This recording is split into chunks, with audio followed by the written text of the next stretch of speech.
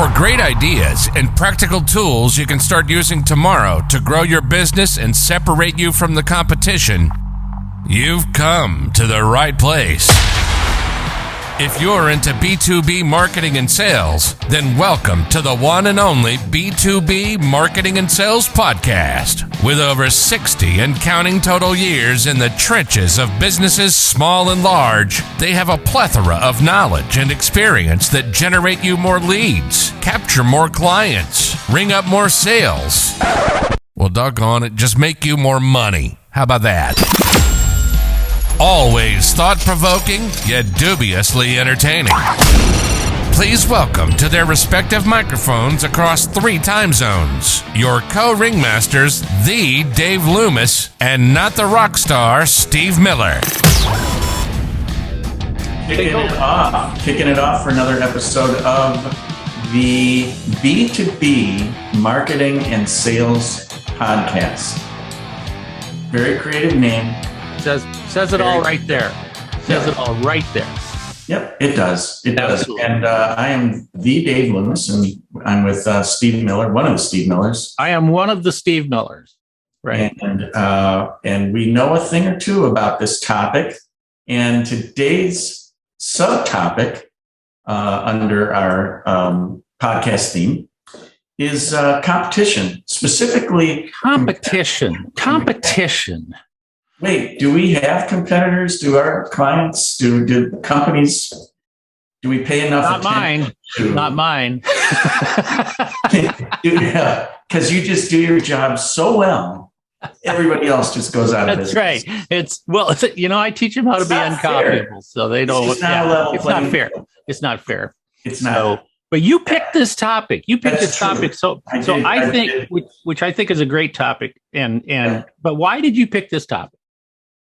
I think I picked it because it doesn't get as much attention as some other things. I think that we love talking about branding now. We love talking about content marketing in business. We love talking about lead gen and all these other things.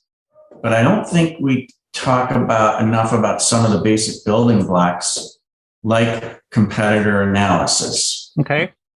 And so I just wanted to share some thoughts on that with you, hear what the sort of approaches you use, share a couple things that I do and take it from there.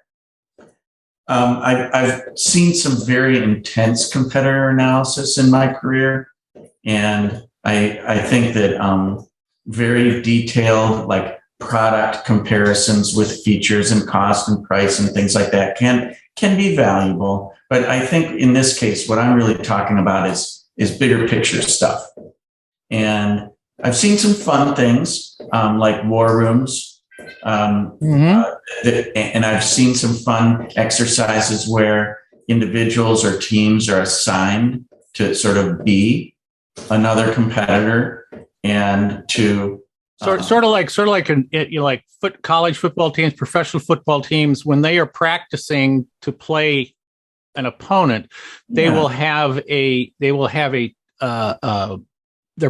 practice squad will be assigned to sort of replicate the opponent for that week. Mimic the upcoming opponent's offense, right? And to watch enough tapes so that you can try and play like them, supposedly. Right. And I think it's an interesting. These are just exercises that get your brain thinking in a different way. If you worked for one of your top competitors, how would you look at the market? How would you approach competing with yourself?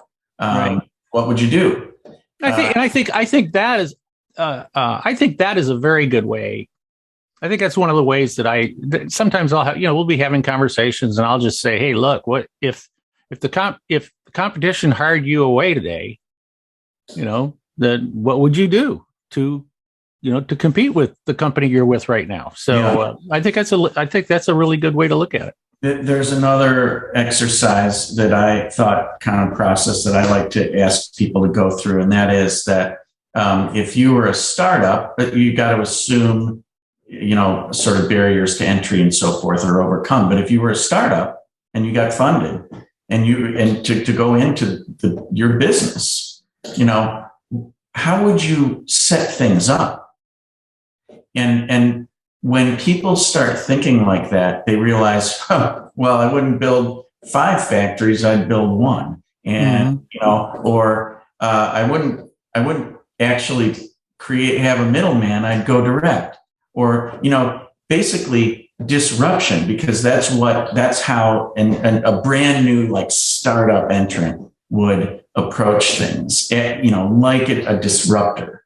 And so I think that is also an interesting way to think about it. That reminds me, I told you, before we started recording that, I have a pretty simple tool that I teach, but you just now reminded me of another tool that I have too. Okay. It's interesting because I just had this conversation, in fact, with a company that funds startups a couple of days ago. And because they were talking about doing like SWOT analysis for your own company, which is always a good thing to do. I think it's kind of, sometimes it's a little bit overblown, but to me, like when you do a SWOT analysis, as we know, strengths, weaknesses, opportunities, and threats, we know that strengths and weaknesses are internal, opportunities and threats are external. And you go into these conversations, and you go through the strengths, you go through the weaknesses, you go through the opportunities, and there's a lot of conversation, a lot of discussion about that stuff. And then you get into the threats. And it kind of becomes, and when you say external threats, it's probably the most boring of the 4 because it tends to not really bring anything new to the table. I mean, it's sort of like they'll say, "Oh well, weather, pandemic." Right. Or if a lot of your equipment runs on, internal combustion engines, electrification, macro trends, and can be a threat if you're not prepared. So things like that. But what you just reminded me of was that a few years ago, I started doing, I kind of had this light bulb moment about when I was doing SWOT analysis with customers. And I said, and I came up with this, with SWOT being spelled SWOTT. And what I do then is that after we go through the regular threat, analysis, I add the last T, and it's very, very close to what you just talked about. But the way I posture it is I say, okay, now here's the threat, and this is the threat that you can't see. All right, this is the unknown, I guess, right? That imagine that there is a mole in your company right now. Yes, and that mole has been embedded with you, and their entire objective is to learn everything about you, and that their objective is that when they get to a point where they have enough information, then they leave you and they go start a new business in a garage somewhere with the sole intention of destroying you, of putting you out of business. Yeah, that's nice. That's great. That's a great thought. It probably gets people it's uplifting. It's very exciting. But you're talking about like this idea of a startup, but it's a startup who has perfect with all the information, with extra, inside information. Yes. I like that. Yeah, that's a great idea. Mm-hmm. That's a great idea. So it's so funny that you mentioned SWOT analysis, where we usually are on the same wavelength here. Sometimes I suggest to people that, hey, this is the SWOT analysis for you. If you were one of your competitors, what would you write for, their SWOT analysis for themselves? That's one thing. Another is I have this thing called SWAP analysis. SWAP. P is in okay. Peter. And the strengths and weaknesses are the same. So you do it for your competitor A, B, and C. So So instead of your strengths and weaknesses, you're doing their strengths and weaknesses. Mm-hmm. And you're also capturing their awareness, like where do they get their most awareness, in what segments, in what way, with what, and then positioning. What is their positioning in the marketplace? And that one, I just like to call that out because in the end, we get a lot of traction out of not going head to head, the whole blue ocean versus red ocean thing. Like if we can carve out some white space, people call it, or whatever, where, competitors aren't playing or they have a weakness or what have you, if everybody was positioned exactly the same way, every product and, would look the same and act the same, but it's not like that. Market, there's subtle differences in B2B, B2C, everything. So I like helping people find those differences. Well, I love the way you say that too, because the idea of positioning or the white space or the gaps, right? That maybe somebody doesn't really see. And in a lot of cases, I think, and what I've tried to do with many of my clients is to create the gap. Create the gap. Say more about that. How would you create the gap? Well, for example, the other technique that you and I were talking about, it's a real simple technique, and it's based on the Benjamin Franklin decision making, or something like that, where how does you draw a line across the top, you draw it down the middle, and then you might have like pluses and minuses. That's kind of what he used for in a decision making. That's his matrix, I guess. Okay. But what I teach is I say, okay, instead of pluses and minuses of you guys, it's just all it is you list your competitor on one side and you on the other side, and you say, what are you promising the marketplace that you're going to deliver to them? And what is it that you're really, really good at that you're telling everybody you're really, really good at? And you just list all of these things down underneath you, right? Yeah. And then you do the same thing for them. What are they promoting? What are they saying they're really good at? And you list everything down the list. Down the paper, right? Now what you do is you go through and you find which of the things on this side and on this side are the same. Okay. Yeah. You're both promising this. Cross them off. You cross them off. All right. And you do that through the whole list. And then when you're done, you look to see what's left on your side and what's left on their side. And I mean, the worst that can happen, which does happen more than I think people are willing to admit, is that there is nothing left. All right. They're all crossed off because everybody is offering the same stuff. And that's when I say, but what I say is we need to find something that we can put on the list. All right. That is not on their list. Right. Yeah. And that's kind of that gap, that white space you're talking about. And the way I go through that is by, we've all heard mapping the experience, the customer journey. I mean, all that sort of stuff. What I try to do with that is I expand on that as well. Is I try to get through this. Most companies, when they chart the journey, they think in terms of they chart the buying journey. Okay. What is it that they're going through what are the steps they're taking in the buying process? Okay? Right. And I say, I teach people, number one, no, you are mapping or charting, with what I prefer to call it charting. You are charting every contact they have with you, every communication that they have with you. Yes. And whether it's they see a banner ad or whether they get an email from you or, whatever, all that stuff, everything that they have with you.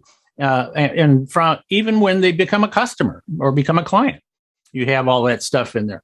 So it's like they say, okay, well, how do you answer your phone? Right. That's a contact, and that's one of those things. Right. But then what most of the time when we look at this stuff and we look at these contacts, in our journey, they're visible contacts. They're very easy to see. Okay. Yes. I say, you know what? There are a lot of invisible contexts, or they're invisible influences. Yes. That are going on that we don't normally see. And very often, if you start to look for those invisible things, like how does the accounts, how do accounts payable or accounts receivable, how do they communicate with them, right? Absolutely, exactly. Yes, I've done this same thing. And one method that I've seen is if you imagine that that a customer's experience just for the sake of this, a continuous experience from that's sequential, that they're going through a process of something that not buying, they've already bought. But once you engage them, they're doing something. They're either buying the product and using it, in which case they still stay in touch with you for certain things, or it's a service and they're definitely in touch with you for certain things.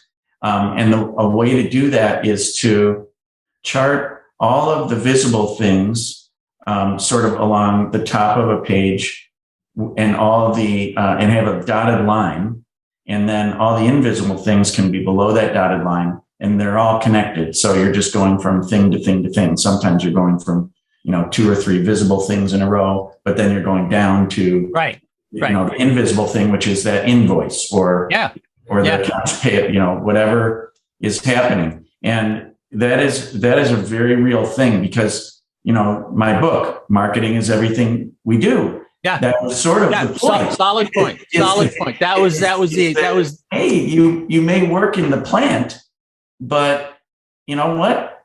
This is for the customer eventually, and it's an influence. Yeah. Yeah. It doesn't, you could be in shipping. Who knows, right? In fact, there is a company, an online, and I think it's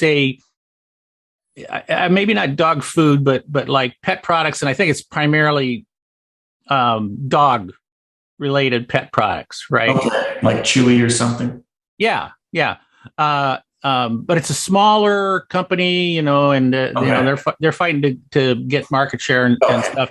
And they started to do a thing where they invited, when people place orders, in the order form, they have a part where they say, what kind of a dog do you have? And they say, what does your dog like to do? Or something like that. Right. And then the people in the shipping department, they started to do drawings, artwork on the outside of the boxes of that type of dog, having fun or something like that, chasing a ball or chew toy or something, and then signing their name on it. Now, none of these people were professional artists. Right? I mean, I ordered some stuff from them one time just because I wanted to see what it was, right? And certainly, and by the time it came to me, I mean, it was, when I got it, it was not a great picture, but it was kind of cool. It was personal. Somebody knew something about you. Yeah. And they drew this and they said, gee, I hope you like this. Thank you very much for doing business with us. And I thought that was pretty darn cool. Mm. And I'm sorry I can't remember the name of that company, because I should be promoting them right now. Right. You should. But that's a great example of the invisible. Yes. Yes, absolutely. Or making the invisible visible. Yeah. Yeah. Making it significant. Another thing that I've done in the past that I think is neat sometimes. There's a great article that never goes out of style by Michael Porter called "What is Strategy?" Yes. And it basically, in this article from many years ago now, he makes the point that the operational effectiveness is not a strategy. Every company has to be run well. So let's just assume that. But then you need to decide, because strategy is about decision making. And that's what, when we think about our competition, we're making decisions. Are we going up against them in this way? Yes or no? And the two big choices are we going to be low price, or are we going to be differentiated? Because you can't be both in theory, at least in his theory. And I don't think the theory has been disproved in any fashion whatsoever. It really hasn't. It's pretty darn tough to be a differentiated commodity. It's almost contradictory. The term is even contradictory. My friend Dan Kennedy. I don't know if you know who Dan is or not, but he's always said if you can't be the lowest price, there is no strategic advantage to being the second lowest price. Yeah. And you look at it, I mean, evidence is everywhere. And of course, Porter's examples some of them are outdated, of course. But there's examples that every day now. Yeah. So and it's true. So what you could do is you could put a 4-box grid together, and on one axis is. I was wondering when that thing was going to. When is the 4-box grid? We're consultants. We can't help it. Yeah, differentiation and price, and then it's sort of low, high. Right. And then map everybody in there, and then put arrows to say where does everybody seem to be going. It's not static, right? Nobody's staying. Are you becoming more differentiated? Oh my God! People are featuring up, or have they been lowering their prices? Are they becoming more efficient, and are they coming after us in that way? And so it just kind of helps you see the landscape a little bit differently. And hey, if you get like one great idea out of these, oh my gosh, exercises, then well, we've got in 20 minutes we have given. A bunch of tools that people can use. Yeah. I can't believe we've crammed in. We've got more, but we got more. This actually could be a very high priced online program. People, if you are listening, you could just send us money. You know what? We need to set up some kind of a gift fund or something like that. A GoFundMe page for you and me. Right. Or if likes were actual dollars. That's right. Yeah. And likes we are very appreciative of likes. As my dad always used to say, all contributions are greatly appreciated. So if they're in a bank, they are. That's true. That's very true too. Literally. So I think we have run out of our time now. So, take us home. All right. Well, that was cool. That was a good conversation. It was great. We really enjoyed doing this, and we hope that you'll keep listening and tell other people about the B2B Marketing and Sales podcast with the Dave Loomis and one of the Steve Millers. That's Thank it. you very much. That's it for us. We'll be back with another exciting episode soon. Very soon. Thank you. See ya. Thank you for listening to another episode of the one and only B2B Marketing and Sales podcast, the source for B2B marketing and sales insight. If you enjoyed the podcast, please be sure to subscribe and leave these old guys a 5-star rating. Check the show notes for any links and contact information. You can always contact us by going to b2bmarketingsalespodcast.com. Thank you, and keep on marketing, keep on selling.